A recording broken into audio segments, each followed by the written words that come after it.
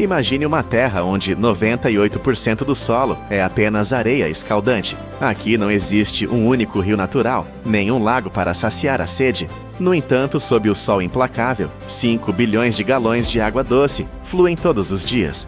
Eles construíram uma fita de aço e água longa, o suficiente para dar 35 voltas ao redor do planeta Terra. Como uma nação sem água superficial, desafiou a morte para criar a maior rede de suporte à vida da história. Para compreender o tamanho deste milagre mecânico, primeiro precisamos sentir o calor. Na Arábia Saudita, as temperaturas sobem frequentemente para 122 graus Fahrenheit.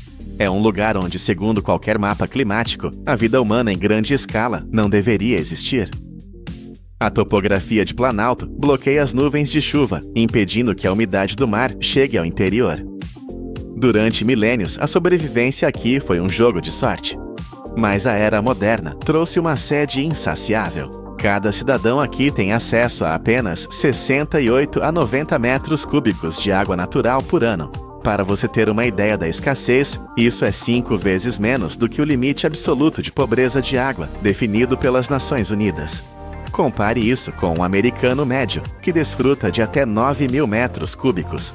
A diferença é brutal. E como sabemos, um ser humano pode aguentar 3 semanas sem comida, mas apenas alguns dias sem água. Aqui, a água é literalmente uma questão de vida ou morte. Para adiar o fim, eles olharam para baixo. Começaram a cavar fundo na areia, em busca de tesouros líquidos escondidos. Aquíferos fósseis antigos que levaram milhares de anos para se formar. A partir da década de 80, milhares de brocas perfuraram o deserto, sugando trilhões de galões. Parecia um milagre. Em 1992, o consumo atingiu 7,5 trilhões de galões por ano. Imagine um volume de água capaz de encher mais de 27 mil edifícios em Empire State até o topo. Eles usaram essa água como se ela nunca fosse acabar. Mas essa alegria transformou-se em um vício perigoso. A dura verdade geológica é que a água subterrânea fóssil não se renova. É exatamente como um poço de petróleo. Uma vez vazio, fica vazio para sempre. O relógio começou a correr mais rápido do que qualquer um esperava.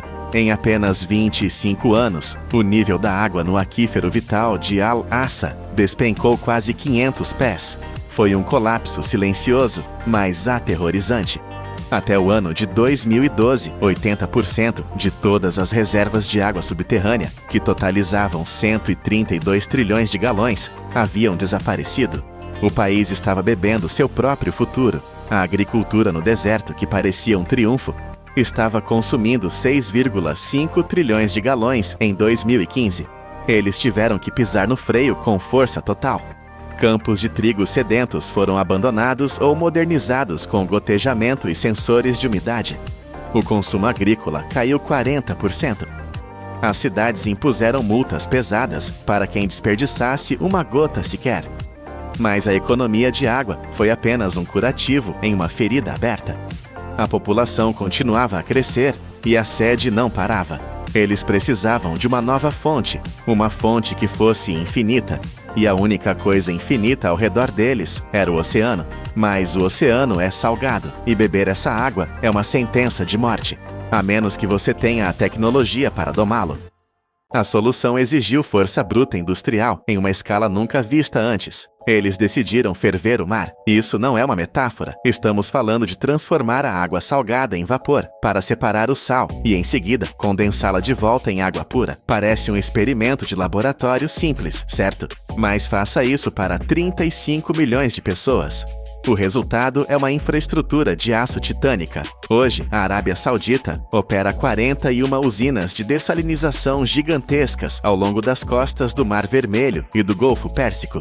Essas catedrais de metal produzem cerca de 3 bilhões de galões de água doce todos os dias. Isso representa 22% de toda a água dessalinizada produzida no planeta Terra.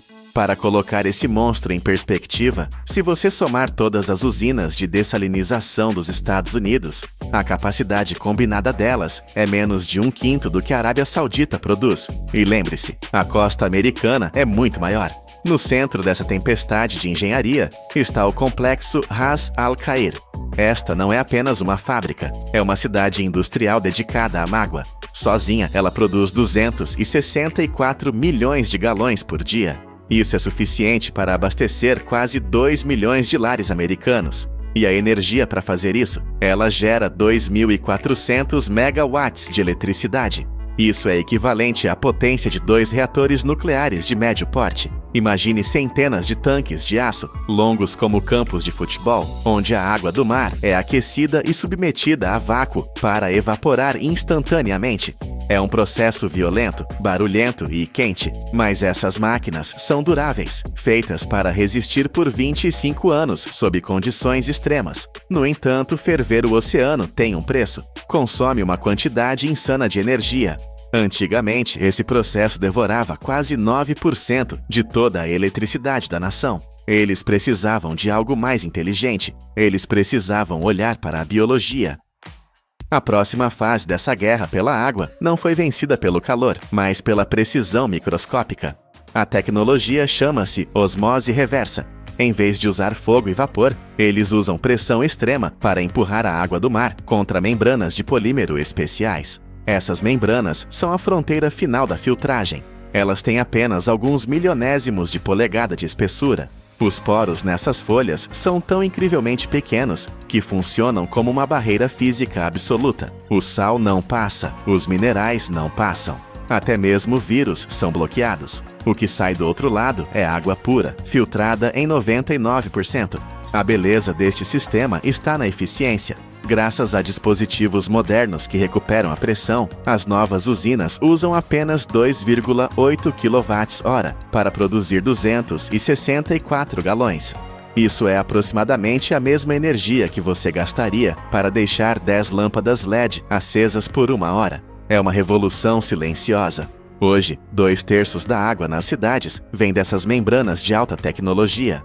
Em Riad, cada copo de água que você bebe passou por esses filtros microscópicos, alimentados por uma mistura de eletricidade convencional e painéis solares que brilham sob o sol do deserto.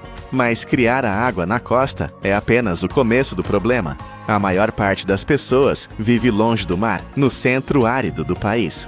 Como você move um oceano através de um deserto? Aqui enfrentamos o maior desafio logístico da história da hidráulica. Transportar água é pesado, e a Arábia Saudita não é plana. Eles precisavam levar essa água para cidades e vilarejos que estão a centenas de milhas de distância, e pior ainda, no topo de montanhas.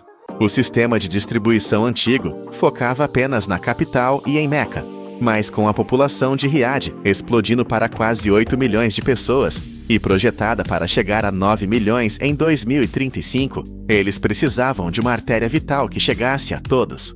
Eles não podiam usar canais abertos como os romanos ou como na Califórnia. Sob o sol de 50 graus, a água evaporaria antes de chegar ao destino. A areia contaminaria tudo. A solução foi enterrar um rio de aço. Eles construíram uma rede de tubulações fechadas, que é oficialmente a maior do mundo segundo o Guinness.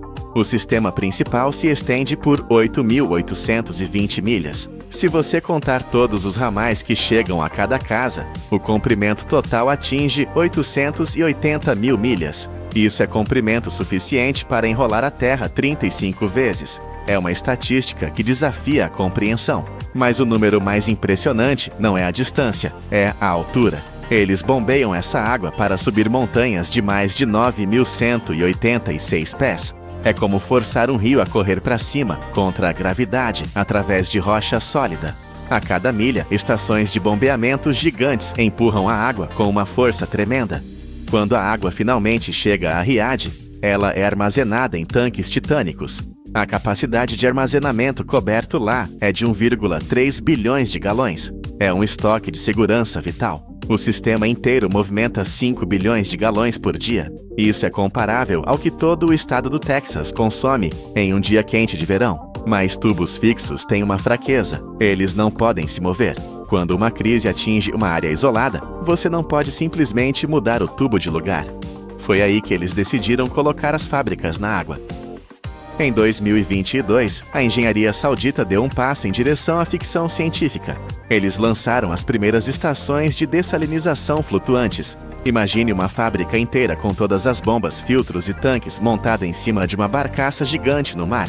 Não é mais um prédio de concreto fixo na areia, é um navio de resgate. Essas unidades são modulares e móveis. Cada estação flutuante pode produzir 13,2 milhões de galões de água doce por dia. Isso é suficiente para sustentar quase 150 mil lares americanos. A vantagem tática é incomparável. Se uma cidade costeira enfrenta uma seca súbita ou uma falha no sistema, a barcaça simplesmente levanta a âncora e navega até lá. Ela se conecta à rede local e começa a bombear milhões de galões imediatamente. Não há necessidade de esperar anos para construir uma nova usina. É plug and play em escala industrial. Além disso, essas barcaças são projetadas para o futuro. Elas podem ser integradas com parques eólicos offshore e energia solar, tornando a produção de água mais verde. É uma frota estratégica que transforma a costa em uma fonte de água flexível, pronta para qualquer emergência. Mas toda essa conquista tecnológica projeta uma sombra longa e tóxica sobre o ambiente que a sustenta. Há uma lei física simples: a matéria não desaparece. Quando você tira a água doce do mar, o sal tem que ir para algum lugar.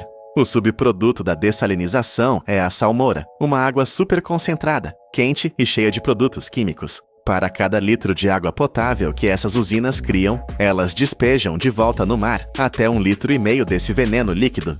Estamos falando de 60% da água captada sendo devolvida como rejeito. No Mar Vermelho, um corpo de água fechado e delicado. O impacto é visível. Zonas de corais mortos, peixes desaparecendo. O aumento da salinidade e da temperatura ameaça cozinhar o ecossistema costeiro vivo. Especialistas chamam isso de o custo oculto da água. A Arábia Saudita sabe que isso é uma bomba relógio. Para evitar o colapso do mar que os alimenta, eles estão investindo em tecnologias de dispersão. Difusores de águas profundas espalham a salmoura para que ela não se acumule no fundo. Mas a verdadeira inovação é a mineração de salmoura. A ideia é extrair minerais valiosos desse lixo: lítio, magnésio, potássio, metais raros que o mundo precisa desesperadamente. O objetivo é transformar um desastre ecológico em uma mina de ouro, fechando o ciclo. É uma aposta alta, onde a tecnologia deve consertar os problemas que a própria tecnologia criou. O que começou como uma luta desesperada pela sobrevivência em uma caixa de areia, tornou-se um modelo para o planeta. A Arábia Saudita provou que a geografia não é o destino. Com energia suficiente e engenharia ousada, é possível criar rios onde a natureza jamais pretendia. E essa tecnologia não vai ficar parada aqui. Regiões secas como o deserto do Atacama, o Sahel na África ou a Califórnia nos Estados Unidos poderiam usar esse mesmo plano. Frotas flutuantes e tubos que cruzam continentes podem ser a única resposta para um mundo que está ficando cada vez mais sedento. Hoje, 35 milhões de pessoas acordam no deserto e abrem a torneira, sem pensar que a água que flui viajou centenas de milhas, subiu montanhas e passou por filtros microscópicos apenas para chegar até ali. A era das guerras pela água pode ser evitada, não pela política, mas por máquinas que transformam o oceano em vida. Imagine uma montanha colossal de lixo. Todos os anos, a humanidade despeja 300 milhões de toneladas de resíduos plásticos no mundo, sufocando oceanos e envenenando o solo. Parece um apocalipse lento e inevitável, mas e se a salvação não estivesse numa tecnologia futurista de silício, mas a crescer silenciosamente na lama, a uma velocidade de 1 metro por dia? Na China, existe um exército verde de 6 milhões de hectares pronto para a guerra contra a poluição. Mas não se engane, isto não é apenas jardinagem. Para salvar o mundo, esta planta terá de sobreviver a um inferno industrial. Ela será esmagada com a força de um comboio de carga, queimada em fornos mais quentes que a lava vulcânica e cortada por lasers cirúrgicos. Como é que uma simples erva oca se transforma num material mais duro que o carvalho e mais limpo que o carvão? Bem-vindos ao renascimento industrial. A nossa jornada começa no coração pulsante do sul da China, onde a natureza opera numa escala que o cérebro humano tem dificuldade em processar. Diante de nós, estende-se um oceano verde infinito. São bilhões de hastes de bambu, erguendo-se em direção ao céu como pilares de uma catedral viva. Mas a paz desta floresta é uma ilusão. Se escutarem com atenção, ouvirão o som da nova era industrial, o rugido agudo e implacável das motosserras. Esqueçam a imagem romântica do agricultor com um machado na mão. Isto é uma colheita de alta velocidade. Um único trabalhador, armado com uma serra potente e anos de experiência, transforma-se numa máquina de precisão.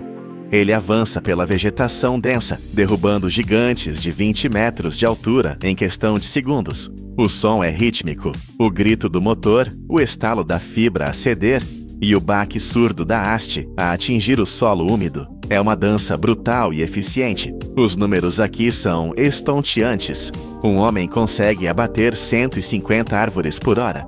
Multipliquem isso por milhares de trabalhadores e terão uma das maiores operações de extração de biomassa do planeta. Assim que o bambu cai, o cronômetro começa a contar. Imediatamente, as lâminas removem os ramos e a base. Não é apenas limpeza, é estratégia. Ao cortar no ponto certo, eles garantem que a raiz sobreviva para lançar um novo rebento na próxima estação. É uma fábrica que se autorregenera, uma fonte inesgotável de matéria-prima que alimenta uma indústria de 3 mil milhões de dólares. Mas o bambu, deitado no chão da floresta, ainda é apenas uma planta. Para se tornar um produto, ele precisa de iniciar uma viagem longa e perigosa. A logística de retirar milhões de toneladas de madeira de montanhas íngremes é um pesadelo de engenharia. Em muitas destas encostas, as rodas não giram e os motores falham. É aqui que o passado vem em socorro do futuro. Cavalos de carga fortes e estáveis descem trilhos estreitos carregando feixes pesados de bambu, numa cena que poderia pertencer ao século XIX, mas que alimenta as fábricas do século XXI. Quando o bambu chega finalmente ao sopé da montanha, a escala muda. Gruas mecânicas agarram dezenas de troncos de uma só vez, carregando caminhões gigantescos que gemem sob o peso da carga verde. O destino? As estações de purificação. O bambu bruto está cheio de vida, insetos, açúcares, amido, coisas que a indústria odeia. Para se tornar imortal, o bambu tem de ser purificado. Primeiro, brocas industriais perfuram cada nó da haste oca. Depois, elas são mergulhadas em rios correntes ou tanques de lavagem. A água torna-se turva à medida que a sujidade da floresta é lavada. Mas a verdadeira ameaça é invisível. A resina e o açúcar no interior das fibras atraem térmitas e bolor. Num processo rigoroso, as hastes são esfregadas e fervidas, removendo qualquer vestígio de doçura que possa atrair a decomposição. E então, o sol entra em cena. Campos gigantescos transformam-se em mares dourados, onde milhões de hastes são deixadas a secar. Sob o calor intenso, a umidade evapora e a fibra endurece. O verde vibrante desaparece, substituído por um amarelo pálido, duro como osso. Agora, ele já não é uma planta viva, é um material de construção estático, pronto para ser moldado pela vontade humana.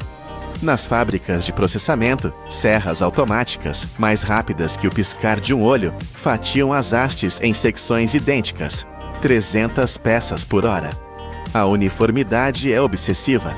A natureza cria o caos, mas a indústria exige ordem. E essa ordem está prestes a ser imposta com uma pressão esmagadora. Entramos agora no templo da força bruta, a fábrica de placas de construção.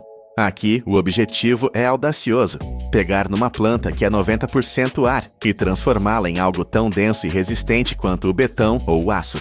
As tiras de bambu, descascadas e alinhadas, parecem frágeis isoladamente, mas a união faz a força. Elas são empilhadas, camada sobre camada, impregnadas com adesivos de alta tecnologia e empurradas para dentro da boca de uma prensa hidráulica monstruosa. O que acontece a seguir é visceral. A máquina desperta e placas de aço descem com uma força titânica de 500 toneladas. Imaginem o peso de uma locomotiva inteira ou de 3 aviões Boeing concentrado em cima destas fibras vegetais. Sob esta pressão insana, a estrutura celular do bambu colapsa e funde-se.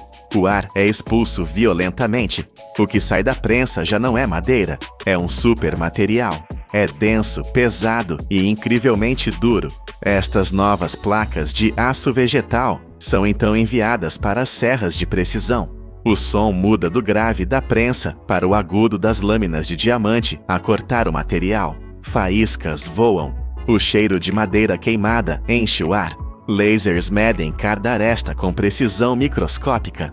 Cada placa que sai desta linha é perfeitamente lisa, reta e pronta para suportar o peso de edifícios, o tráfego de pisos de aeroportos ou as intempéries de fachadas modernas.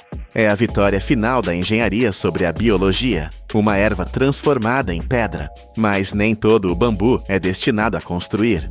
Algum é destinado a queimar. A atmosfera muda drasticamente. Saímos dos pavilhões limpos e barulhentos para um lugar escuro, quente e silencioso. Estamos diante dos fornos de carbonização. Aqui, o bambu não será preservado. Será sacrificado para renascer como energia pura. Trabalhadores empilham milhares de tubos de bambu dentro de fornos de barro abobadados. É um trabalho meticuloso. O ar precisa de circular, mas não demasiado. Quando a câmara está cheia, a porta é selada com tijolos e uma argamassa de lama, trancando o bambu numa tumba hermética. O fogo é aceso por baixo. A temperatura começa a subir. 200 graus, 400 graus, 600 graus. Dentro do forno, a magia negra da química acontece. A água ferve e desaparece. A celulose desfaz-se. O bambu está a sofrer uma pirólise controlada. Durante 5 a 7 dias, ele queima sem chama, num calor sufocante de 700 graus Celsius. Quando os mestres do forno finalmente quebram o selo de argila, o calor que escapa é suficiente para queimar as sobrancelhas. Mas o que está lá dentro é magnífico.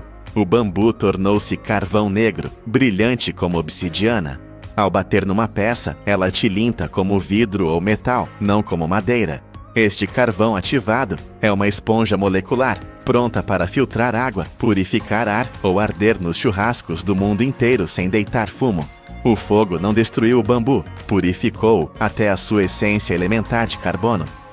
Mas a revolução industrial do bambu não é feita apenas de força e fogo, é feita também de delicadeza e higiene.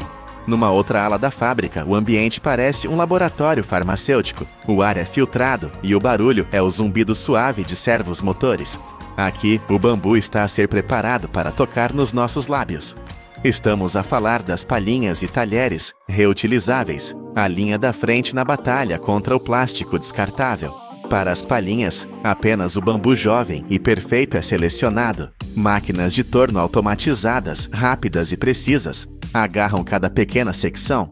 Brocas de alta rotação limpam o interior, removendo a membrana natural num piscar de olhos. O processo de polimento é hipnótico. Lixas finas giram a velocidades vertiginosas, transformando a casca rugosa numa superfície dourada e suave como seda. Não pode haver farpas, não pode haver erros. Depois, elas passam por túneis de esterilização UV e calor seco, garantindo que nenhum micro-organismo sobreviva. Ao lado, robôs com braços articulados esculpem colheres e garfos a partir de blocos sólidos. Um raio laser azul dança sobre a superfície de cada peça, gravando logótipos e marcas em milissegundos.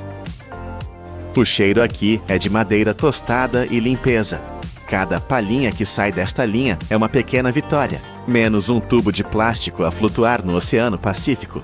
É a prova de que a produção em massa pode ser uma força para o bem.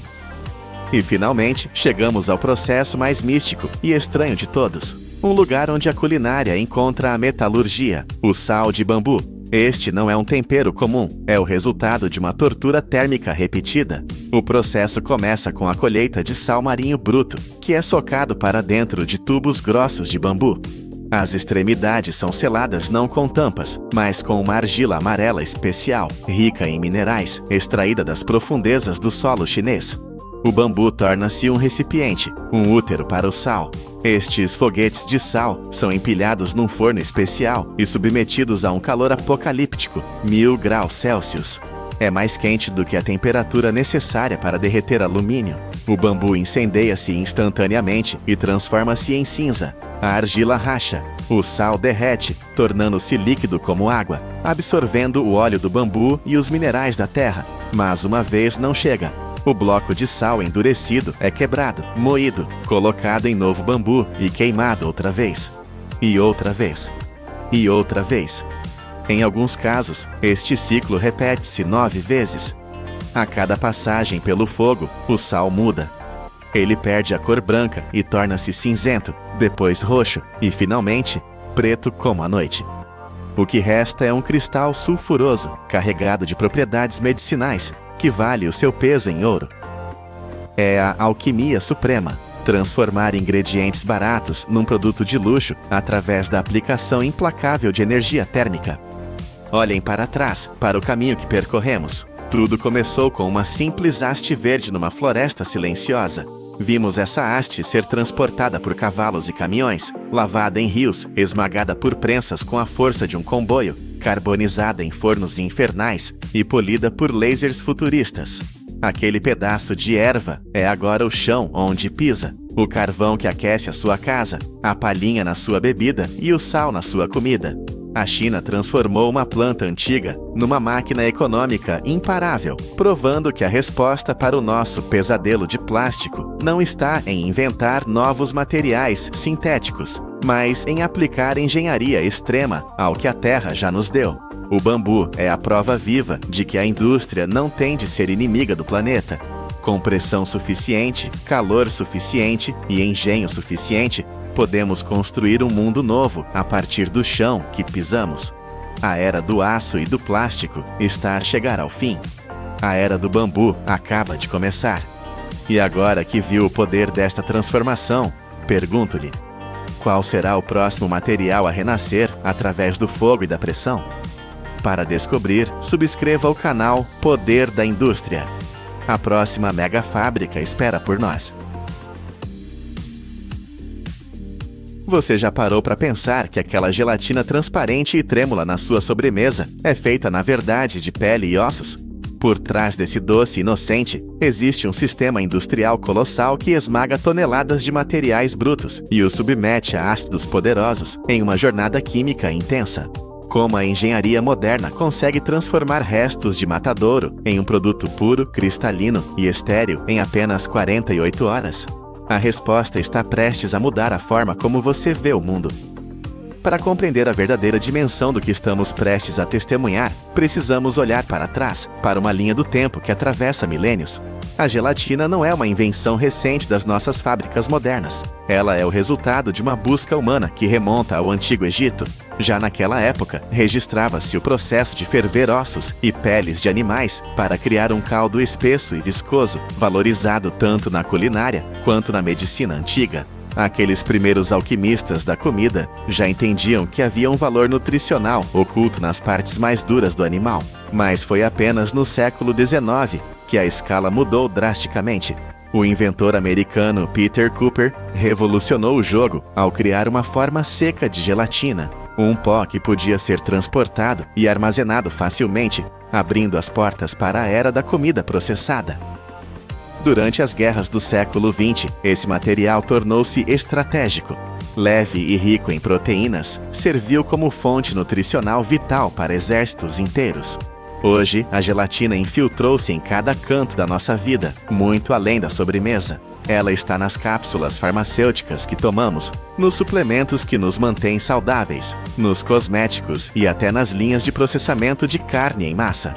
A jornada física da matéria-prima começa em um lugar que a maioria das pessoas prefere não ver: o final da linha de processamento de carne. Tudo se inicia com o que sobra: ossos, peles e tendões, deixados para trás depois que os cortes nobres foram retirados. Entre todos esses materiais, a pele de porco reina absoluta, representando mais da metade de toda a produção global de gelatina. Pode parecer apenas resíduo, mas essas peles contêm uma concentração tão alta de colágeno que uma indústria multibilionária depende inteiramente delas. Se você soubesse que muitos dos seus suplementos diários nascem da pele de porco, isso mudaria a sua percepção? A logística para mover esse material é imensa e precisa. Assim que são separadas, as folhas de pele são resfriadas rapidamente para evitar qualquer degradação e carregadas em caminhões especializados. Cada veículo transporta várias toneladas de carga e a temperatura é monitorada a cada segundo da viagem. Não há margem para erro. Quando esses caminhões chegam à fábrica, a carga passa por uma inspeção rigorosa na área de recebimento. Qualquer material que não atenda aos padrões de qualidade é imediatamente descartado da linha. O restante é movido para armazéns temporários, onde sensores e técnicos garantem que tudo permaneça estável antes que a verdadeira transformação comece. Agora, entramos na fase bruta da operação, onde a biologia encontra a química industrial. Após a aprovação na inspeção, os couros e os ossos são enviados para linhas paralelas de limpeza e tratamento químico. O objetivo aqui é claro: extrair o colágeno precioso de dentro da estrutura resistente do animal. Para os couros, o processo inicia em tanques gigantescos, cheios de uma solução de cal diluída. Esse ambiente alcalino ataca o tecido, amolecendo a estrutura, removendo os pelos e dissolvendo resíduos naturais. Quando a pele se torna suficientemente flexível, ela é transferida para um sistema de lavagem de alta pressão. Jatos de água potentes removem qualquer impureza restante, revelando uma superfície limpa e brilhante, pronta para liberar seu colágeno. Enquanto isso, os ossos enfrentam um processo muito mais violento. Primeiro são lavados sob alta pressão e, em seguida, esmagados impiedosamente em pedaços que medem cerca de 2,5 a 5 centímetros. Esse tamanho é crucial para aumentar a área de superfície e permitir que os produtos químicos penetrem fundo. Os fragmentos de ossos entram em tanques de água quente circulante para remover a gordura natural e os minerais superficiais. Depois, eles são mergulhados em soluções ácidas ou alcalinas suaves, projetadas para amolecer a matriz mineral dura que protege o colágeno, como se estivessem destrancando um cofre biológico. Quando ambas as matérias-primas estão limpas e estáveis, elas avançam para a hidrólise, a etapa-chave que destrava o colágeno. Os couros, sendo mais macios, são tratados em tanques com ácidos diluídos, como o ácido cítrico, cujas concentrações são controladas com precisão milimétrica para quebrar ligações específicas sem destruir a proteína. Os ossos, por outro lado, exigem um ambiente alcalino mais agressivo para penetrar sua armadura mineral. Esse processo de cozimento químico pode durar de várias horas a vários dias, continuando até que a estrutura dos tecidos esteja completamente aberta e pronta para liberar o tesouro que guarda dentro de si. Com a estrutura interna enfraquecida pela hidrólise, começa o momento crítico da extração. Os materiais preparados são transferidos para enormes chaleiras de extração de aço inoxidável, capazes de conter milhares de litros. As tampas são trancadas e o sistema aquece gradualmente a mistura para uma temperatura entre 54 e 82 graus Celsius. Esse calor é calculado para ser alto o suficiente para dissolver o colágeno na água, mas baixo o bastante para não cozinhar e estragar as proteínas sensíveis. Por horas a fio, agitadores lentos mantêm a mistura em movimento, transformando o conteúdo sólido em um líquido viscoso e amarelo pálido. O que sai dessas chaleiras parece um caldo grosso e não muito atraente, cheio de gordura e partículas flutuantes. Para transformar isso na gelatina cristalina que conhecemos, a fábrica usa força bruta e tecnologia fina. A solução quente é bombeada através de tubos de aço para filtros de membrana especializados. Os poros desses filtros são tão microscópicos que apenas as moléculas de colágeno conseguem passar, enquanto toda a sujeira e gordura ficam presas. O resultado é um fluxo límpido e puro de colágeno, livre de qualquer contaminante visível. Mas esse líquido ainda é muito aquoso. Ele flui para tanques de concentração a vácuo, onde a baixa pressão e agitadores constantes ajudam a água a evaporar rapidamente. Minuto a minuto, o líquido torna-se mais espesso, transformando-se em um xarope denso. Quando atinge a concentração ideal, é resfriado lentamente em bandejas de aço até solidificar em um bloco de gel semissólido. Este bloco gelatinoso é a mãe de todos os produtos de gelatina, pronto para ser moldado em duas formas distintas, pó ou folha. Vamos seguir o caminho da velocidade e do volume, a produção de pó. O bloco de gel, agora uma massa morna e elástica semelhante à borracha, é alimentado em uma máquina de extrusão poderosa. Dentro de uma câmara de aço selada, um pistão hidráulico empurra o gel com força imensa contra uma placa de metal perfurada com centenas de orifícios minúsculos. Cada buraco tem apenas 2,5 milímetros de diâmetro. A pressão força o gel através dessas aberturas, criando milhares de fios longos e contínuos, que chovem sobre a esteira transportadora, como uma cascata de macarrão transparente. Em linhas de alta capacidade, essa chuva de gelatina cai a uma velocidade impressionante, gerando centenas de metros de fios por minuto. A razão para criar esses fios finos é puramente física.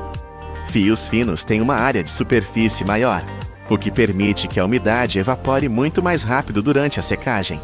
Isso garante que a gelatina permaneça clara e não amarele, mantendo a qualidade visual que a indústria exige. Os fios, ainda macios e lembrando cordas de marshmallow fresco, caem em uma esteira de resfriamento mantida a cerca de 20 graus Celsius. O ar frio firma a forma dos fios e impede que eles grudem uns nos outros, preparando-os para o desafio térmico a seguir. Eles entram em um túnel de secagem longo, que funciona como um forno de precisão. O objetivo é reduzir a umidade de mais de 90% para apenas 10%, transformando o gel úmido em um produto seco e estável. Dentro do túnel, ar quente sopra continuamente entre 49 e 71 graus Celsius. É um equilíbrio delicado, calor suficiente para secar, mas não tanto a ponto de destruir a elasticidade do colágeno. Os fios viajam por vários níveis de esteiras, banhados por ar seco, que circula em um ciclo fechado, removendo a umidade a cada segundo. Ao sair do túnel, os fios tornaram-se crocantes, leves e duros, como vidro fino. Agora, eles precisam ser pulverizados. Um sistema de corte de alta velocidade pica os fios em pedaços pequenos, que são então lançados em moinhos de martelo ou de rolos. Essas máquinas golpeiam a gelatina seca com força brutal, quebrando-a em grânulos finos. Peneiras vibratórias com aberturas medidas em milésimos de polegada separam o pó. O que é fino, o suficiente, passa. O que é grosso, volta para ser moído novamente. Esse ciclo garante que cada grão de pó seja idêntico ao outro. Finalmente, o pó é embalado automaticamente. Máquinas enchem centenas de pacotes por minuto, selando-os com calor para garantir que nenhuma umidade entre e imprimindo códigos de rastreabilidade que permitem saber a origem exata de cada lote. Enquanto o pó domina o mercado de massa, outra parte da fábrica dedica-se à precisão da gelatina em folhas. Aqui, o bloco de gel concentrado não é esmagado, mas tratado com delicadeza geométrica. O bloco espesso é colocado em uma mesa de rolamento de aço, onde cilindros pesados o pressionam até se tornar uma película quase invisível, com espessura de apenas 5 a 12 centésimos de centímetro. É uma transformação de uma massa bruta para uma lâmina de elegância técnica. Essa folha fina viaja por uma esteira de resfriamento, onde ar frio entre 7 e 12 graus Celsius estabiliza a superfície, transformando o gel em um filme liso e firme, semelhante a plástico. Mecanismos de tensão seguram a folha esticada, enquanto facas rotativas ou lâminas retas descem com precisão cirúrgica, cortando retângulos perfeitos de aproximadamente 10 por 7 centímetros. Essas folhas úmidas são separadas por sopros de ar para não grudarem e colocadas em bandejas de aço com espaçamento exato. Elas entram em câmaras de secagem, onde o ar remove a umidade lentamente para manter a clareza cristalina e evitar que as bordas enruguem ou amarelem. A qualidade é testada fisicamente, o teste de força Bloom. Uma amostra é dissolvida e um êmbolo mecânico pressiona o gel endurecido para medir sua resistência. Se o gel for muito fraco, o lote inteiro é rejeitado. Apenas as folhas perfeitas são embaladas, seladas em bolsas à prova de umidade e colocadas em caixas, prontas para serem enviadas para cozinhas de todo o país. O que começou como uma montanha de peles e ossos, materiais que pareciam destinados ao descarte, passou por uma metamorfose completa. De carcaças brutas a um ingrediente invisível, leve e versátil que sustenta indústrias inteiras. Por trás de cada folha transparente de gelatina, existe um triunfo da engenharia, onde a ciência domina a matéria orgânica para criar pureza a partir do caos. Na próxima vez que você vir uma sobremesa brilhando na luz ou tomar uma cápsula de remédio, lembre-se da jornada épica que aquele material percorreu. Se você quer continuar descobrindo os segredos por trás das maiores indústrias do mundo, deixe seu comentário, curta o vídeo e inscreva-se no canal Poder da Indústria. 337 mil quilômetros quadrados. Este é o tamanho do Mar da Morte, um oceano de areia impiedoso, onde a chuva é um mito e a temperatura ferve a 40 graus. Durante milhões de anos, este lugar engoliu tudo o que tocou. Mas hoje, o impossível está acontecendo. Se você olhar do espaço, verá uma linha verde desafiando a desolação dourada. A China está travando a maior guerra de engenharia ecológica da história, usando geometria de palha, espelhos solares e tecnologia de ponta para transformar um inferno estéril em uma floresta viva. Como a humanidade está conseguindo parar um oceano de areia usando o próprio Sol como arma. Bem-vindos ao canal Poder da Indústria. Para entender a audácia desta missão, você precisa primeiro sentir o peso esmagador do inimigo. O deserto de Taklamakan não é apenas um lugar seco, é uma armadilha geográfica perfeita, desenhada pela natureza para ser uma zona de exclusão da vida. Ao norte, as montanhas Tian Shan e ao sul, as montanhas Kunlun erguem-se como muralhas titânicas, bloqueando quase toda a umidade que tenta chegar do Oceano Índico ou da Sibéria. O resultado é uma bacia sufocada, isolada da chuva, onde a terra rachada implora por água há eras. A precipitação média aqui é inferior a 100 milímetros por ano. Para que você entenda a gravidade industrial desse número, cada metro quadrado deste solo recebe, em média, o equivalente a apenas uma pequena garrafa de 500 mililitros de água por semana. É um vácuo biológico. Durante séculos, o norte da China viveu sob o terror desse vizinho poeirento. Não era apenas uma questão de terra vazia. O deserto estava atacando ativamente. Ventos de monção varriam as dunas, carregando toneladas de areia fina para o ar, criando tempestades apocalípticas que viajavam centenas de quilômetros. Na década de 1990, a situação tornou-se um pesadelo de saúde pública. Em certos anos, os moradores de Pequim, a capital do país, viviam sob uma névoa laranja sufocante, forçados a usar máscaras por mais de 80 dias apenas para filtrar o pó de seus pulmões. O deserto não estava parado, ele estava crescendo, alimentado pelo desmatamento, pelo pastoreio excessivo de gado e pela extração desenfreada de águas subterrâneas que exauriam o pouco de vida que restava no solo. Era uma crise existencial em escala continental. Se nada fosse feito, a areia continuaria sua marcha implacável, soterrando cidades e agricultura. A resposta da China foi o Programa do Cinturão de Proteção dos Três Nortes, que o mundo passou a chamar de Grande Muralha Verde. Iniciado em 1978, este não é um projeto para uma década, mas para um século. O objetivo é titânico: plantar 35 milhões de hectares de floresta até 2050, uma área que desafia a imaginação, aumentando a cobertura florestal do país de 10% para mais de 25%. É a maior obra de engenharia biológica já tentada na superfície terrestre, uma barreira viva, construída não com concreto, mas com raízes e determinação. Mas como se planta uma floresta onde o solo é móvel como a água? A resposta não veio de tecnologias futuristas, mas de uma geometria brutalmente simples e de um trabalho manual exaustivo. Engenheiros chineses, usando satélites e drones para mapear o fluxo das dunas e a direção do vento, perceberam que plantar árvores diretamente na areia nua era inútil. O vento simplesmente arrancaria as mudas ou as enterraria em horas. Eles precisavam paralisar a areia primeiro. A solução foi criar uma pele artificial para o deserto. Trabalhadores transportam milhões de quilos de palha seca para o coração das dunas, onde não existem estradas e os veículos pesados frequentemente afundam na areia macia. Sob um sol implacável que empurra os termômetros para 49 graus Celsius, exércitos de trabalhadores desenham uma grade colossal sobre a superfície dourada.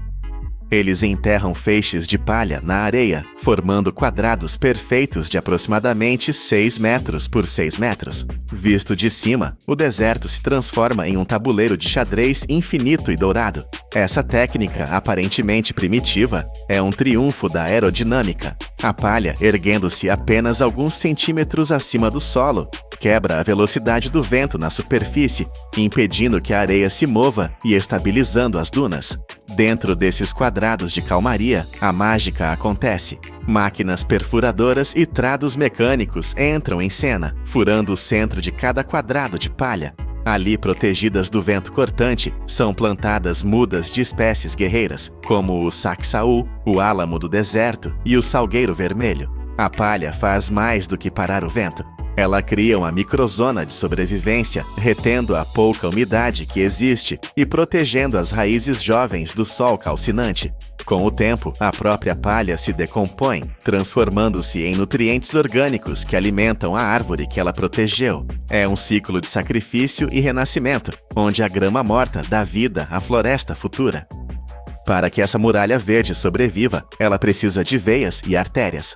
O desafio logístico de manter essa operação viva levou à construção de uma das estradas mais improváveis do planeta, a rodovia do deserto de Tarim. Imagine tentar construir uma estrada de asfalto estável sobre um oceano em movimento. As dunas se movem, o chão cede. Para conectar as cidades oásis de Lung Tai e Minfeng, engenheiros rasgaram 300 quilômetros de deserto inexplorado, criando uma linha de vida negra no meio do amarelo infinito. A construção, que durou pouco mais de 2 anos, sob tempestades de areia violentas e calor de 50 graus, custou cerca de 260 milhões de dólares. Mas o asfalto é apenas a superfície visível.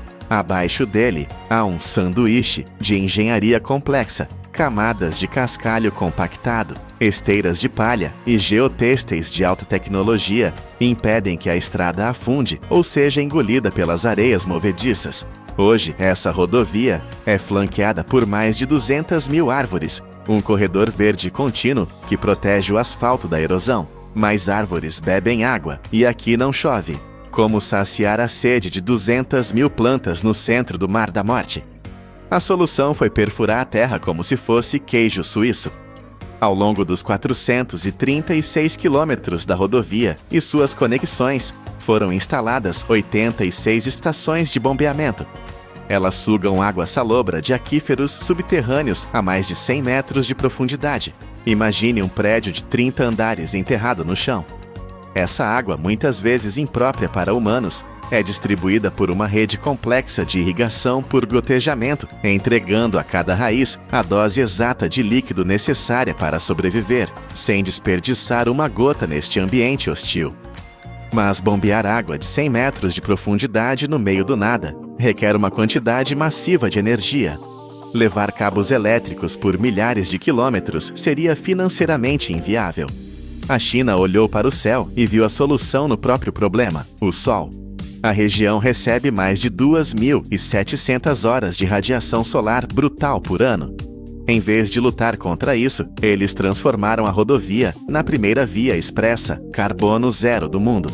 Cada uma das 86 estações de bombeamento é alimentada por campos de painéis fotovoltaicos independentes. O sol que antes secava o solo, agora alimenta as bombas que o hidratam. É uma inversão poética e tecnológica. A luz gera eletricidade, a eletricidade traz a água e a água traz a vida. Para maximizar a eficiência, os painéis são elevados a 2 metros do solo, permitindo que plantas como alcaçuz e espinheiro cresçam na sombra fresca abaixo deles, criando um ecossistema duplo, onde a tecnologia protege a biologia.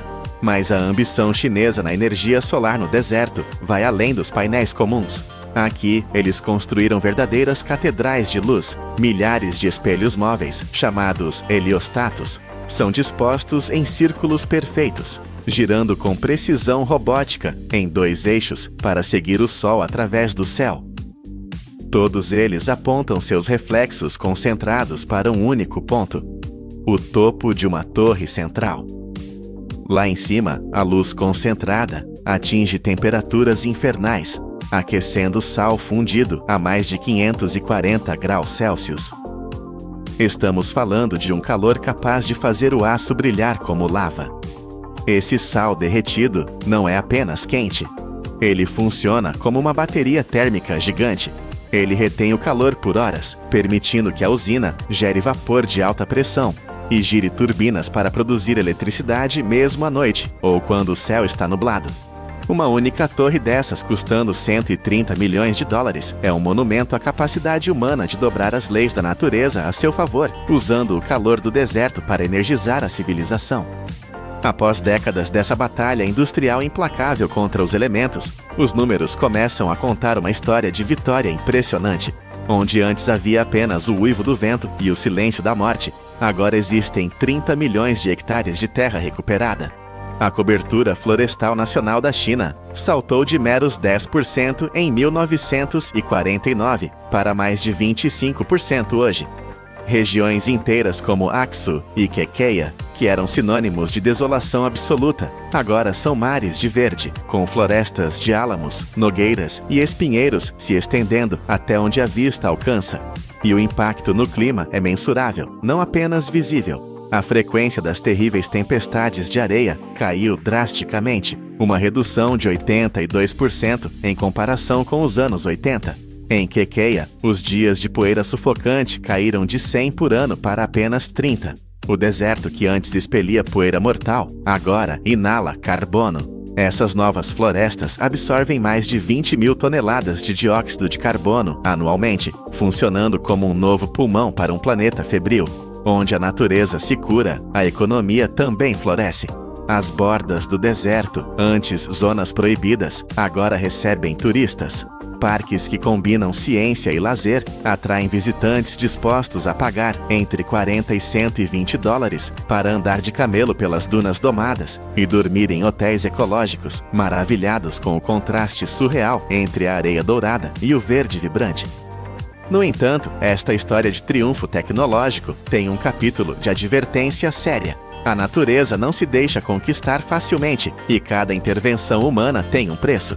Ecologistas e cientistas começam a levantar bandeiras vermelhas sobre a sustentabilidade de longo prazo desse milagre verde. O problema central reside na uniformidade. Grande parte da Grande Muralha Verde é composta por monoculturas, vastas plantações de uma única espécie de árvore, geralmente álamos e salgueiros, que crescem rápido, mas vivem pouco. Isso cria um ecossistema frágil. Como um castelo de cartas biológico, se uma doença ataca, ela pode destruir tudo. Houve um momento trágico em que uma praga de besouros dizimou 1 bilhão de árvores de álamo de uma só vez, apagando anos de progresso em questão de semanas. Além disso, há a questão crítica da água. Plantar árvores em um deserto é uma aposta arriscada com os lençóis freáticos. Estudos internacionais mostram que, em algumas áreas, as árvores estão bebendo mais água do que a chuva consegue repor, baixando perigosamente o nível dos aquíferos e ameaçando secar o solo profundo ainda mais. O remédio pode se tornar o veneno se não for dosado corretamente. A China está aprendendo essa lição da maneira mais difícil e agora muda sua estratégia. Em vez de plantar exércitos de clones de árvores, o foco está mudando para a criação de ecossistemas mistos, usando arbustos nativos e gramíneas que exigem menos água e criam uma teia de vida mais resistente e natural. De volta ao início, há aquela imagem da garrafa de água solitária derramada sobre a areia escaldante. O que vemos no Taklamakan hoje é a prova sólida de que a humanidade não precisa ser apenas uma força de destruição. Com a engenharia certa, com a paciência de colocar palha por palha e com a sabedoria de usar o poder do sol, podemos curar as cicatrizes da terra. O mar da morte recuou, não por magia, mas pela força de vontade industrial. O sol, que por milhões de anos foi o carrasco deste lugar, agora é seu salvador, bombeando a água que tinge a areia de verde. É um lembrete poderoso de que, mesmo nos ambientes mais hostis, a vida pode encontrar um caminho, desde que estejamos dispostos a construí-lo. A cada ano, quase 2 trilhões de libras de resíduos agrícolas, cinzas, palha e esterco não evaporam simplesmente. Eles não são um fim, mas um começo. Eles são o ponto de partida silencioso para uma indústria colossal de 180 bilhões de dólares. Uma indústria que, grânulo por grânulo, ajuda a alimentar quase metade de toda a população humana na Terra. Mas pare e pense nisso. Como você pega algo tão caótico, tão bruto, e o transforma em um grânulo de energia pura e perfeitamente balanceado? Como a sujeira, as cinzas e as rochas se tornam a comida em nossas mesas. Esta não é uma simples reciclagem. Esta é uma das transformações industriais mais complexas e vitais do planeta. A jornada para criar um único grânulo de fertilizante começa em 4 lugares muito diferentes. O primeiro pilar é o fósforo, ou P. Em minas a céu aberto que parecem crateras de meteoros, escavadeiras colossais, com dentes de aço que poderiam rasgar um edifício, arrancam a rocha fosfática da terra. Cada caçamba movimenta toneladas de rocha bruta, o primeiro ingrediente. O segundo pilar é o potássio, ou K. Ele não está na superfície, ele está trancado nas profundezas, em antigas camadas geológicas. Equipes de mineração descem em túneis escuros para extrair o potássio, um mineral cristalino.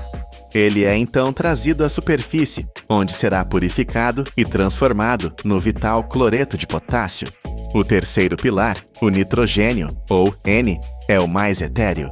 Ele não é minerado, ele é capturado do ar que respiramos. Em usinas de síntese química que mais parecem cidades de aço, o gás natural é o ponto de partida. Ele é processado sob calor e pressão extremos, dividido em hidrogênio e nitrogênio, e então forjado na forma de amônia, a base poderosa e volátil para todo o crescimento das plantas. E, finalmente, o quarto pilar, a matéria orgânica. Simultaneamente a tudo isso, frotas de caminhões e máquinas coletam toneladas de esterco, resíduos de colheita e palha. Eles são secos, recolhidos e preparados. 4 fontes: rocha dura, cristais profundos, gás invisível e resíduos orgânicos. Todos fluindo de diferentes cantos do mundo para um único destino, a fábrica de transformação. Mas o que chega à fábrica é um caos. A rocha fosfática está misturada com lama. Os resíduos orgânicos vêm com pedaços de plástico, madeira e fragmentos de metal. Antes que qualquer ciência possa começar, a força bruta deve limpar o caminho. Os caminhões despejam suas cargas em gigantescos sistemas de correias transportadoras. O primeiro som é um rugido ensurdecedor. São os trituradores primários. Mandíbulas de aço maciço esmagam as rochas maiores, quebrando-as em pedaços gerenciáveis. Em seguida, vem o poder da água.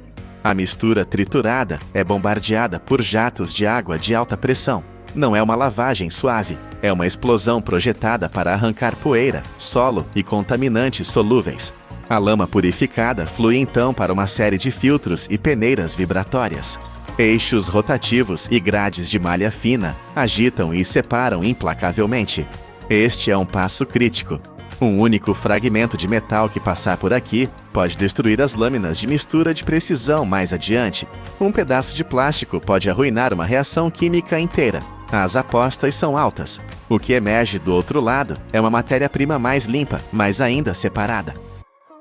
Agora, a força bruta dá lugar à precisão de um cérebro digital. Os materiais purificados, fósforo, potássio, nitrogênio e orgânicos, estão em seus silos gigantes separados. É hora de criar a receita. Em uma sala de controle central, um computador dita as proporções exatas. Não é um palpite, é uma ciência. Correias transportadoras controladas digitalmente liberam fluxos de cada ingrediente. Abaixo delas, sistemas de pesagem eletrônica, calibrados para a fração de 1 grama, medem cada componente. Nem 1 grama a mais, nem 1 grama a menos. Estes fluxos separados agora convergem para câmaras de mistura seladas. Dentro, lâminas de aço potentes como hélices de um navio giram continuamente. Elas dobram, cortam e misturam o material. Sensores infravermelhos e sondas de temperatura monitoram tudo. Se um ponto ficar muito quente, a velocidade diminui. Se ficar muito seco, bicos atomizadores entram em ação, pulverizando uma névoa fina de água. Esta névoa não é para molhar, é para controlar a poeira e criar a umidade perfeita para a transformação química que está prestes a acontecer. A mistura está uniforme, mas ainda é apenas uma mistura. São partículas separadas de N, P e K. Para se tornar um fertilizante eficaz, elas devem se tornar uma só. A mistura agora viaja para o coração da usina, o reator de aço. Este não é um tanque comum, é uma câmara de pressão selada, construída com aço resistente ao calor, projetada para conter e controlar reações químicas intensas. Este é o coração da linha de produção. A mistura NPK é alimentada continuamente neste vaso pressurizado. Lá dentro, sob alta temperatura e pressão controlada, a magia acontece. A amônia, o nitrogênio, reage quimicamente com o ácido fosfórico, o fósforo. As moléculas são rasgadas e forçadas a se recombinar. O resultado é um composto inteiramente novo, o fosfato de amônio. O nitrogênio e o fósforo estão agora quimicamente ligados. Na sala de controle, os engenheiros observam os medidores de pressão. Este é o ponto sem volta. O que era uma simples mistura de pós e líquidos tornou-se uma nova substância, uma massa quente, densa e quimicamente rica. Quimicamente, a transformação está completa, mas fisicamente, o que sai do reator é uma pasta quente e sem forma. É impossível de espalhar em um campo. É pegajosa, úmida e inútil para um agricultor. Agora, ela precisa ganhar forma. A massa é alimentada no granulador rotativo. É aqui que o caos finalmente se transforma em ordem visível. Imagine um tambor de aço absolutamente massivo, do tamanho de um vagão de trem, inclinado em um leve ângulo e girando lentamente em seu eixo. A pasta quente cai dentro dele. Enquanto o tambor gira, a gravidade e a força centrífuga fazem seu trabalho. O material é levantado pelas paredes e depois rola para baixo sobre si mesmo, milhares e milhares de vezes. Pequenas partículas começam a colidir e a grudar umas nas outras.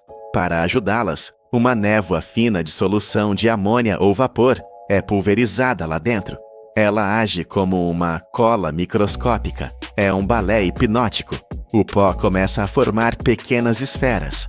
Elas rolam coletando mais pó, crescendo como bolas de neve. A velocidade de rotação do tambor e seu ângulo são controlados por computador, ditando o tamanho final. O objetivo é o padrão de ouro da indústria, grânulos perfeitamente redondos, com 2 a 5 milímetros de diâmetro. O que entrou como uma pasta disforme sai como um fluxo constante de bilhões de pequenas pérolas idênticas. Os grânulos estão formados, mas ainda não estão prontos. Eles estão verdes. Estão quentes, úmidos e macios. Se fossem ensacados agora, virariam uma pedra de mofo. Eles precisam ser curados. Eles embarcam no que é essencialmente uma pista de obstáculos industrial. Primeiro, o secador rotativo gigante. Os grânulos caem em outro tambor giratório, mas este é preenchido com um fluxo de ar quente. A temperatura é mantida precisamente entre 82 e 121 graus Celsius. É o suficiente para evaporar a umidade restante, até que cada grânulo contém apenas cerca de 1% de água. O vapor sobe em nuvens densas. Depois de secos, vem o grande teste, o sistema de peneiras vibratórias de múltiplas camadas. Os grânulos são despejados em uma série de telas de malha que vibram intensamente.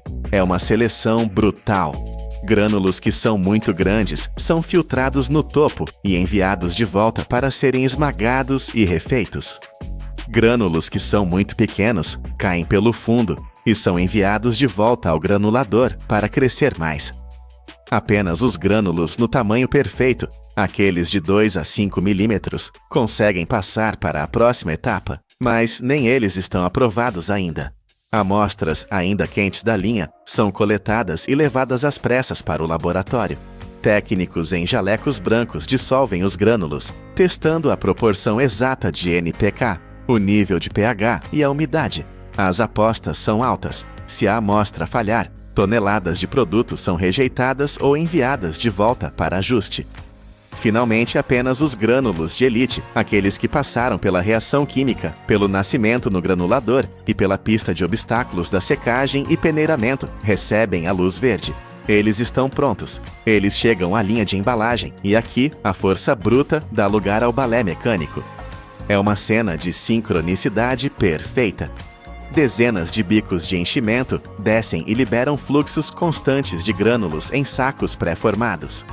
Balanças eletrônicas abaixo de cada bico garantem que cada saco pese exatamente 50 libras, com uma precisão de uma fração de onça. Os sacos são instantaneamente selados a quente, prendendo o produto e protegendo-o do inimigo número 1, a umidade. Em seguida, braços robóticos, movendo-se com uma graça suave e programada, pegam os sacos. Eles os giram e os empilham em paletes de madeira em um padrão de intertravamento perfeito. Esses paletes são então levados por empilhadeiras automatizadas para vastos salões de armazenamento. Mas estes não são armazéns comuns. O clima aqui é rigorosamente controlado. 20 graus Celsius, 50% de umidade relativa. É o ambiente perfeito para garantir que os grânulos permaneçam estáveis e potentes até o momento de serem enviados. Mas você sabia? Esta indústria inteira, esta complexa dança de química e engenharia, repousa sobre os ombros de um homem, o químico alemão Justus von Liebig, no século XIX. Ele foi o primeiro a provar conclusivamente que as plantas não comem apenas solo, elas precisam de minerais específicos, NPK. Ele mudou a agricultura para sempre, e sobre toda aquela energia para secar os grânulos. Em algumas das usinas orgânicas mais avançadas, o calor intenso não vem de combustíveis fósseis, vem de energia biotérmica. O calor natural gerado pela própria decomposição da matéria orgânica, capturado e redirecionado para o processo. E o mais impressionante, esta vasta infraestrutura global, estas minas, reatores e robôs, eles não estão apenas fabricando um produto, eles estão ajudando a produzir os alimentos que sustentam quase metade de toda a população humana na Terra. No final desta longa jornada, o grânulo finalmente completa seu propósito. Ele deixa o armazém climatizado. Ele viaja centenas de quilômetros em caminhões. Do caminhão, ele é transferido para o trator. E do trator, ele é finalmente espalhado pelo campo. O círculo se fecha. Ao tocar o solo úmido, o grânulo começa a se dissolver lentamente. Ele libera o nitrogênio, o fósforo e o potássio. Os mesmos elementos que foram minerados das profundezas da Terra, capturados do ar e trancados quimicamente sob pressão extrema. O que começou como quase 2 trilhões de libras de cinzas, resíduos e rochas. O que passou pelo fogo dos reatores, pela precisão dos sensores e pelos cálculos de engenheiros, agora cumpre seu destino final. Ele se torna parte de um sistema vivo. Ele transforma a mais avançada tecnologia industrial na energia silenciosa que alimenta o mundo. A América produz quase 139 milhões de libras de mel todos os anos. Isso é mais de 60 mil toneladas de ouro líquido, um produto que vale mais de 175 milhões de dólares. Mas este não é o ouro que se minera da terra. É um produto delicado, vivo, criado pelo trabalho incansável de milhões de abelhas. O maior desafio é: como é que se move esta enorme quantidade, vinda dos campos distantes da Dakota do Sul, para as fábricas, sem o destruir pelo caminho? O segredo é surpreendente: aviação. Toneladas de mel voam em aviões, numa corrida contra o tempo, mas o maior perigo espera na fábrica. Como o tornar fluido para o engarrafar, sem o matar com calor excessivo? A solução é genial. Salas quentes a 40 graus Celsius, que imitam o calor suave da própria colmeia. Bem-vindos ao poder da indústria. Tudo começa na primavera, nos campos vastos da Dakota do Sul. Este não é um trabalho de fábrica, é uma parceria com a natureza. As abelhas, as pequenas guerreiras da natureza, são a força motriz. Cada abelha pode voar a mais de 15 milhas por hora e visitar até 2.000 flores num único dia, batendo as asas centenas de vezes por segundo. Mas o seu trabalho vai muito além do mel. A sua maior contribuição para a economia americana é a polinização, um serviço que vale uns espantosos 15 mil milhões de dólares por ano, sustentando todo o sistema alimentar do país. Os apicultores são os guardiões. Eles começam a estação inspecionando cuidadosamente cada colônia.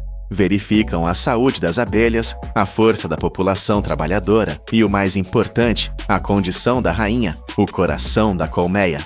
Quadros velhos são reparados ou substituídos, dando à colônia espaço para crescer. Após 6 a 8 semanas de cuidados intensivos, surge o sinal. Uma fina camada de cera branca aparece sobre os favos. Isto significa que o mel está maduro, que a umidade desceu o suficiente para que o mel possa ser armazenado sem fermentar. A colheita é um momento de precisão cirúrgica. Os apicultores usam fumo, criado a partir de materiais naturais, como madeira seca ou serradura.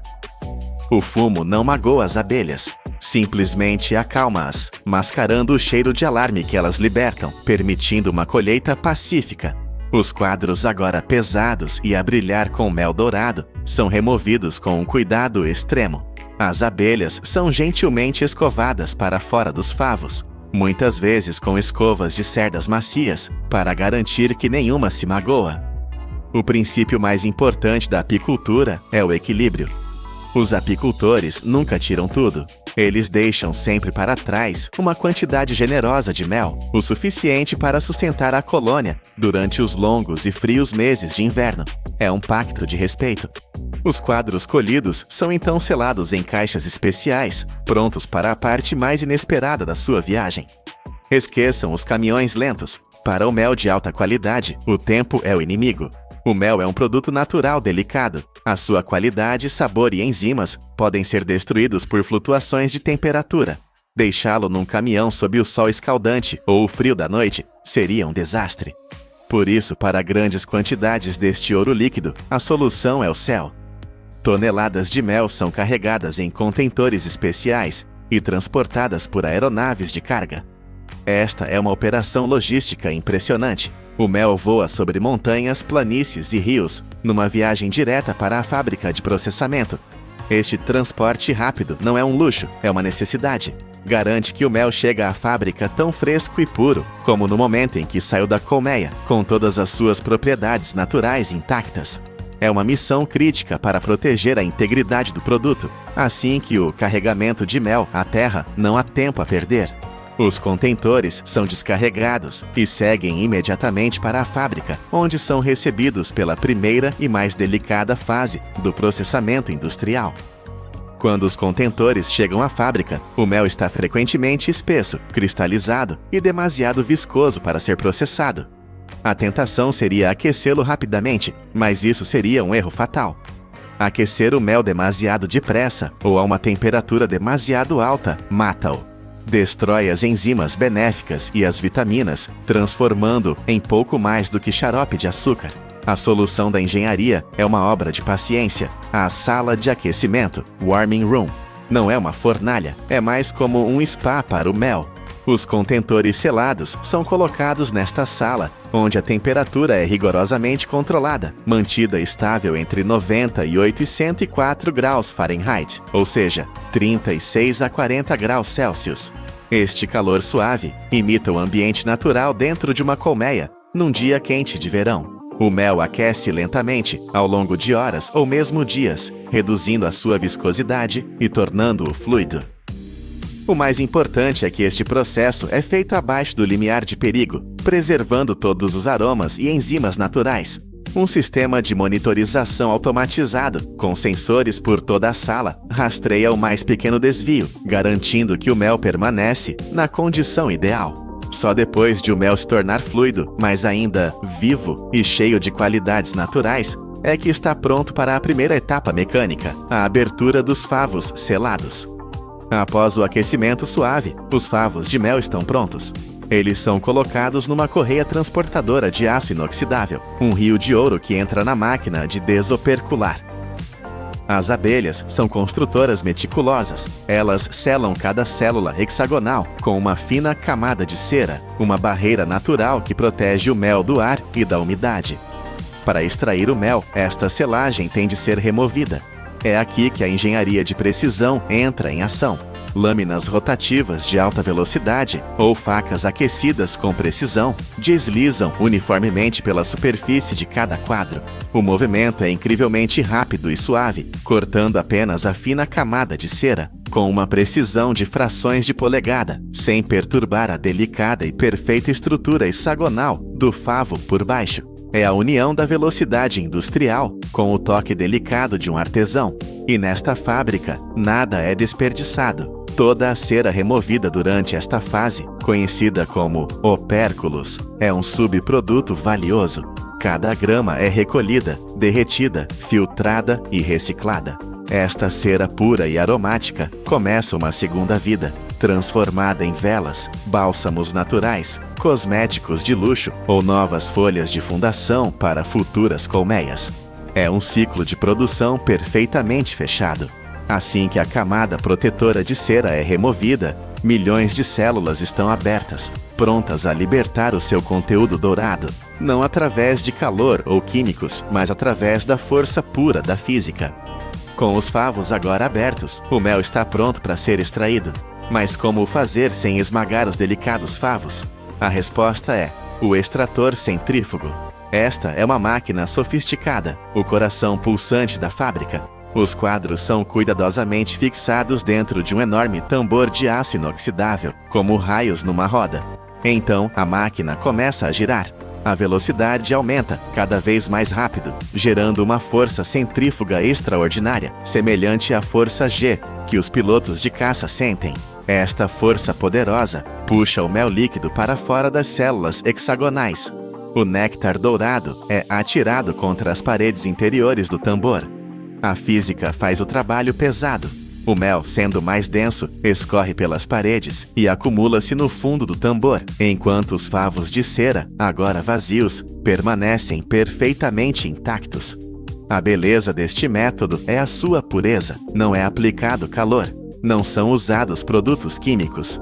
É um processo puramente mecânico que garante que a cor, o aroma e os nutrientes do mel são 100% preservados. E há outro benefício genial: a sustentabilidade. Como os favos não são destruídos, eles são devolvidos aos apicultores, que os colocam de novo nas colmeias. As abelhas podem então enchê-los imediatamente, poupando-lhes o enorme esforço de construir novos favos do zero. Este método não só é eficiente para a fábrica, como também é melhor para as abelhas. Este método mecânico é o mais limpo, mas o mel que sai da centrífuga ainda não está perfeito. Transporta vestígios finos de partículas de cera e poeira minúscula, que têm de ser removidos na próxima etapa. O mel extraído, embora puro, ainda contém pequenas impurezas, como partículas de cera ou pólen. Por isso, é imediatamente encaminhado para um sistema de filtragem. Passa primeiro por filtros grosseiros de aço inoxidável, que retém os pedaços maiores. Depois passa por filtros de malha ultra fina, que removem as impurezas mais pequenas, garantindo uma clareza cristalina. Uma vez filtrado, o mel é transferido para tanques de armazenamento gigantes, também de aço inoxidável, onde é suavemente agitado. Este processo unifica o sabor e a cor, garantindo que cada garrafa de um lote seja idêntica. A temperatura aqui é novamente controlada, mantida entre 35 e 40 graus Celsius, apenas o suficiente para evitar a cristalização e remover pequenas bolhas de ar, dando ao mel aquele aspecto brilhante e límpido. Mas antes que uma única gota seja engarrafada, cada lote tem de passar pelo teste mais rigoroso de todos, o Laboratório de Controlo de Qualidade. Este é o portão final e as regras são inflexíveis. O teste mais crítico é o da umidade. O nível de umidade tem de estar rigorosamente entre 15% e 18%. Esta é a regra de ouro. Se a umidade for superior a 18%, o mel acabará por fermentar. Irá estragar-se, podendo até fazer explodir as tampas das garrafas. Se for demasiado baixa, cristaliza demasiado depressa. Técnicos de laboratório em batas brancas usam equipamento de precisão para analisar a composição de açúcar, os níveis de pH e a presença de quaisquer impurezas. Especialistas sensoriais provam e cheiram o mel, confirmando que este retém as suas notas florais únicas. Só depois de o laboratório dar luz verde, confirmando o equilíbrio perfeito e a pureza absoluta, é que o mel é aprovado para a linha final. É aqui que a paciência da natureza encontra a velocidade vertiginosa da indústria moderna. O mel aprovado flui através de tubos de aço inoxidável para a linha de embalamento automatizada. É um espetáculo de eficiência. As garrafas perfeitamente limpas entram na linha. As máquinas de enchimento automático, equipadas com sensores avançados, medem cada porção com precisão absoluta, garantindo que cada garrafa tem exatamente o peso correto. Nenhuma única gota de ouro líquido é desperdiçada. A velocidade da linha é estonteante. O sistema pode encher, selar e rotular quase 6.000 garrafas por hora. Assim que são cheias, as garrafas deslizam para a estação de capsulagem automática. As tampas são aplicadas e seladas firmemente, bloqueando a entrada de ar ou contaminantes e trancando a frescura lá dentro por meses ou até anos. De seguida, as garrafas passam pela unidade de rotulagem e impressoras de alta velocidade aplicam os rótulos com alinhamento perfeito, fornecendo ao consumidor toda a informação necessária. No final da linha, cada garrafa passa por uma inspeção final de peso e selagem. Finalmente, são cuidadosamente embaladas em caixas de cartão reforçado, empilhadas em paletes por braços robóticos e preparadas para distribuição global, desde lojas locais a mercados internacionais. Começamos a nossa jornada com abelhas a voar sobre campos na Dakota do Sul e mel a ser transportado em aviões. Agora, esse mesmo mel está selado numa garrafa, pronto para viajar pelo mundo. Desde a flor no campo até ao chão da fábrica, a viagem do mel é uma história de precisão, paciência e profundo respeito pela natureza. Cada gota dourada que vemos numa prateleira carrega a luz do sol, o trabalho de milhões de abelhas e a genialidade da engenharia humana. Vimos uma linha de produção capaz de encher 6.000 garrafas por hora. Mas o mais impressionante é que mesmo com toda esta automação, a tecnologia não está a criar o produto, está a protegê-lo. É um escudo de alta tecnologia que garante que o mel chega à sua mesa exatamente como as abelhas o fizeram, puro, dourado e vivo.